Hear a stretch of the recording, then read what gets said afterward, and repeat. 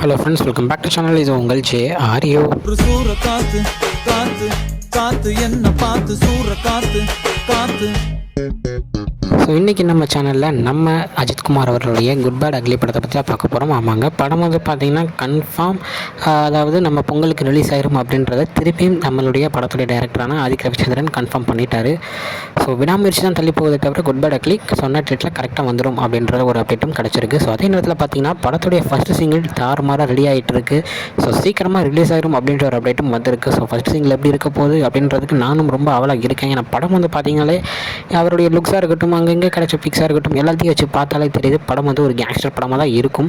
So என்ன மாதிரியான song வரப்போகுது அப்படின்னு தெரியல. பட் ஆனால் டிஎஸ்பி மாதம் ஏதோ ஒன்று குக் பண்ணியிருக்காரு அப்படின்றது மட்டும் நல்லா தெரியுது. ஸோ பாட்டு வந்து கூடிய சீக்கிரமாக அதுக்குள்ள அப்டேட்ஸ், அதுக்குள்ள போஸ்டர்ஸ் வரும். ஸோ வந்த உடனே அதுக்கான ஒரு அப்டேட்டையும் நம்ம சேனலில் பார்த்துடலாம். அதே நேரத்தில் விடாமுயற்சி படத்தை பற்றின எந்த அப்டேட்ஸ் கிடைச்சாலும் அதையும் மறக்காமல் நம்ம சேனலில் போட்டுடலாங்க. ஆனால் இப்போதைக்கு விடாமுயற்சி படத்துலேருந்து எந்த ஒரு அப்டேட்ஸும் வரலை.